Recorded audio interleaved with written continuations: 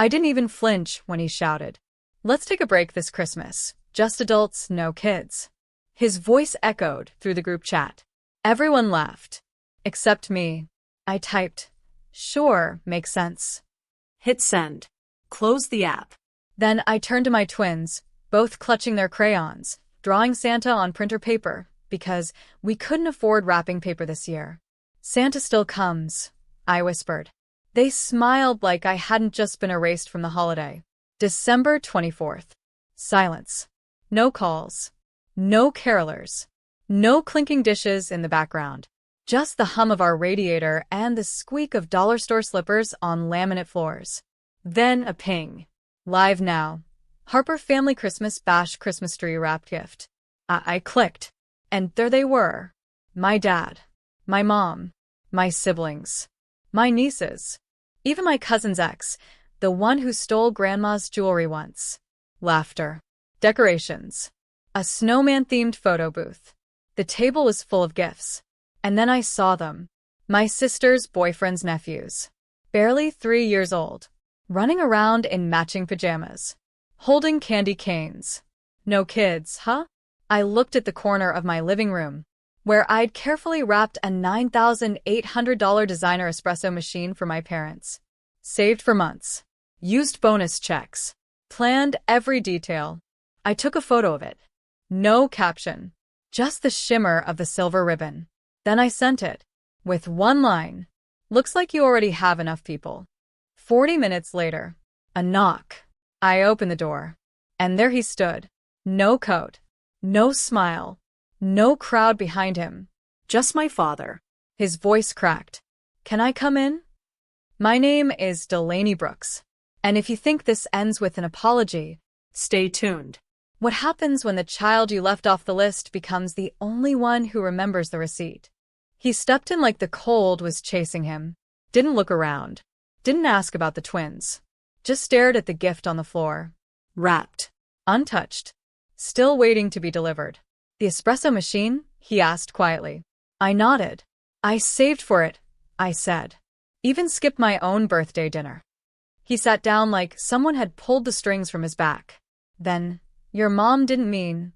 I cut him off with a raised eyebrow. He stopped. The twins peeked from the hallway, wide-eyed. He smiled at them like nothing had happened. They didn't smile back. "You said no kids," I said softly. "But your house was full." He rubbed his hands together. "That wasn't my call." But the shout in the group chat, that was. He didn't respond. So I handed him a cup of cocoa. The cheap kind. No marshmallows. No cinnamon sticks like Mom makes. He held it anyway. "I came to apologize." "No, you came because the gift didn't show up." He looked at the box again. Wrapped with precision. Labeled in cursive. I had even matched the ribbon to their dining room wallpaper. I leaned against the wall. "You know what it feels like? To see strangers in Santa hats in my spot. To watch someone else's kid open my stocking." He looked down. I wasn't angry anymore. I was done. "You can still take it," I said, pointing at the box. "But just know you won't be getting me with it." He didn't move. Silence filled the space between us. Not tension, clarity. My twins came forward. One of them handed him a drawing. Stick figures. One labeled Mom. Another Grandpa. With a red X over it. His hand shook. I said nothing. Because I didn't need to anymore. The next morning, the group chat was busy again. Not with Merry Christmas texts. Not with photos of gifts or leftover pies. Just one message from Mom. "Dad told me what happened. Come by, we saved you a plate." Then another from my sister. "Can we talk? The kids miss their cousins." I didn't reply. Because here's the thing about silence. Once you stop explaining yourself, people finally hear the echo of their own actions. I spent that morning with the twins. We made cinnamon toast. Watched cartoons with bad animation. Danced in pajamas that didn't match. And for once, I wasn't trying to prove we were enough. We just were. At noon, another ping. This time, a private message from my brother. "Hey, I know the espresso machine didn't show up. Is everything okay? Mom's been crying." I stared at that sentence. She cried? Where was that when my kids asked why Santa didn't come to our side of the family? I didn't answer. Instead, I opened the cabinet, pulled out the gift, carefully unwrapped it, unboxed it, set it up on my own counter. The chrome finish gleamed under our flickering kitchen light. The machine purred to life. I made the first cup, perfect crema on top, steaming warmth in my hands. Then I posted a photo on my story. Looks like we do belong somewhere after all. No names, no tagging, just a quiet reclaiming. Within minutes, replies flooded in. Friends, old classmates, single moms I hadn't talked to in years. They don't deserve you. This hit me hard. Family isn't always DNA. That night, I got another knock at the door. This time, my brother, holding a wrapped box, looking gun-sure. He handed it to me. I know it doesn't fix anything, he said. But I should have said something. I should have noticed. I opened it. Inside, a framed photo. Us as kids. In the snow. No filters. No edits. Just joy. And written on the back, if I had to choose again, I'd pick you first. 3 days later, a new message hit the family chat. This time for Mom. We're planning a small dinner this weekend. Just the original 5. Let's reset. No drama. The original 5. Not counting the kids. Not counting me. I stared at the word reset, As if pain was just a file you could delete. but I didn't reply. I just kept reading as the conversation built around me. Aunt Linda heart reacted. My cousin offered to bring dessert. My sister sent a Pinterest link for table decorations. No one tagged me. No one asked if I'd be there. And yet, when Saturday arrived, I was already prepared. I got a babysitter, put on the burgundy wrap dress that Mom once called too formal, tied my curls back, and slipped something into my purse before heading out. The house was glowing. Warm lights, expensive plates, laughter rising like it always did. Without me, I walked in mid-toast. Dad stopped mid-sentence. Everyone turned. My sister blinked. Mom's eyes narrowed just slightly. Delaney, she said, as if testing the sound of it. You didn't RSVP. I know, I said, placing my purse on the chair. But I figured I owed it to myself to stop being invisible. I didn't wait for their fake apologies. Didn't wait for a seat. I reached into my purse and pulled out the thing they'd forgotten. The family group photo. Taken last Christmas. Blown up. Framed. Signed at the bottom in gold. Featuring everyone but us. I leaned it against the wall, right behind the dessert table.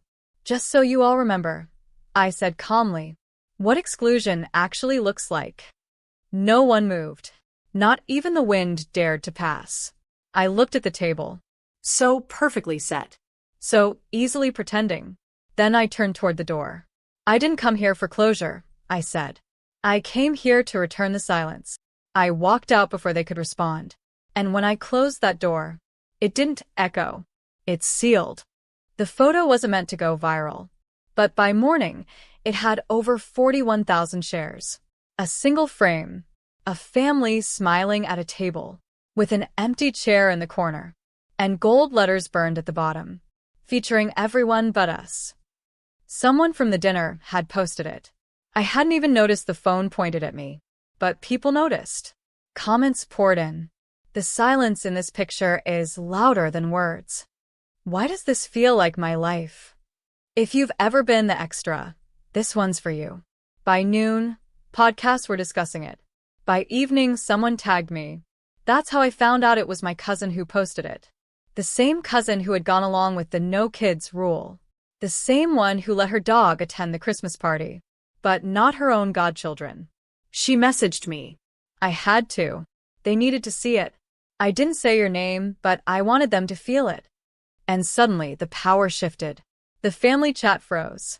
No replies. No guilt-laced excuses. No emojis. Just silence. Then my brother sent a text. You good? 2 words. Simple. But finally, aimed at me. I replied. Better than I've ever been. And it was true. Because for once, I wasn't explaining my absence. I was being missed. Later that night, I got an email from a magazine editor in Chicago. We're doing a feature on family rejection. Would you be willing to write something? I stared at the screen, then looked over at my twins, asleep, arms flopped over each other like tangled roots. I opened a blank document and began. My family taught me that silence is louder than love. So I answered with something they couldn't ignore. The article went live on a Wednesday. By Thursday morning, it had 2.1 million views. Titled simply, "The Year I Wasn't Invited." I didn't hold back. I wrote about the couch I slept on while the guest house went to my sister. About the text that said, "No kids this year." About my father's knock and what came after. I never named them, but they recognized themselves. And so did thousands of strangers. My inbox overflowed. I thought I was alone. You put words to a silence I've lived with for years. Thank you for saying what we couldn't. For once, my story wasn't just mine. It became a mirror. A week later, I received a message request from someone I hadn't heard from in months. Mom. Just her name. No profile photo. No emojis this time. I opened it. We read the article. You made us look like monsters. Then, can we meet? Privately. I stared at the screen, then clicked ignore. Because here's what they still didn't understand. This was never about revenge. It was about removal. Removal from the pain, from the begging, from the performance of belonging. That night, I posted a follow-up. Forgiveness isn't always a door you open. Sometimes it's a wall you finish building. I added a photo of my twins, holding Coco, smiling in handmade scarves. No Christmas tree behind them, just books and soft blankets. Someone commented, "They look safe." I replied, "They are." It was the first week of January when they showed up. No warning, no text, just a knock. Through the peephole, I saw them all. Mom. Dad. My sister. Even Aunt Linda. Bundled in coats, eyes low, hands full of boxes. I opened the door. Just enough for cold air to sneak in. No one spoke at first. Then Mom stepped forward. "We brought gifts," she said. "Belated ones. For the kids." She held out a bag. Glittery. Heavy. I didn't take it. "I thought we were taking a break," I said softly. Her face flickered. "I didn't mean, but you did." I glanced down at the kids, standing behind me, quiet as shadows. "You meant it enough to plan a party without them. You meant it enough to let everyone else come, but not us." My dad tried. "We made a mistake." No, I said. "You made a choice. A mistake is forgetting to wrap a gift. You chose to make your grandchildren invisible." Silence. Then my sister, the same one who posted matching pajama pics online, stepped forward with a wrapped box. "I got them tablets," she said. "They have books," I replied. A long breath. She lowered the box. Dad tried again. "We read everything. The article. The comments. We didn't know it hurt that much." That made me smile, not kindly. "You knew. You just didn't care. Not until other people saw it." The door stayed half open. Mom looked down, then up. "Can we come in?" I shook my head gently. "No." They stood frozen, stunned. Like kids outside a classroom they weren't allowed to enter. I didn't raise my voice. Didn't cry. Didn't ask why. I just said, "You taught me that family is earned, that love is conditional, and that being quiet was safer than being honest." Their eyes filled. I nodded once. Now I'm teaching my kids something different. Then I closed the door and locked it. Spring came quietly. No grand apologies. No letters. Just a silence I no longer feared. The twins thrived. One won a poetry contest. The other started planting seeds in mason jars, whispering to them like friends. Our home, small, rented, secondhand furniture, felt like the safest palace in the world. Then one morning the doorbell rang. But it wasn't them. It was a delivery. A thick envelope. No return address. Inside, a certificate. Delaney Ray, official contributor to the National Archive of Modern Voices. My article, The Year I Wasn't Invited, had been chosen for permanent preservation. Not for the views, not for the comments, but because they said it was a cultural document. A reflection of thousands who'd been made small and finally stood tall. I stared at the certificate, then at my name printed in bold. Delaney Ray. Not extra. Not just the single mom. Not the one who stayed home. Me. Later that week, my daughter asked, "Will Grandma ever come back?" I crouched beside her. "I don't know," I said gently. "But if she does, what would you say?" She thought for a moment, then whispered, "I'd ask her why she forgot us." I hugged her tighter than ever. That night, I made one last post. A photo of the certificate, next to a framed crayon drawing for my son. The caption? "We weren't the extras. We were the main story. Thanks for finally noticing." No anger. No hashtags. Just peace. Because revenge doesn't always look like slamming doors or shouting back. Sometimes, it's living better, quieter, braver, and letting your name, not your pain, be the thing they remember.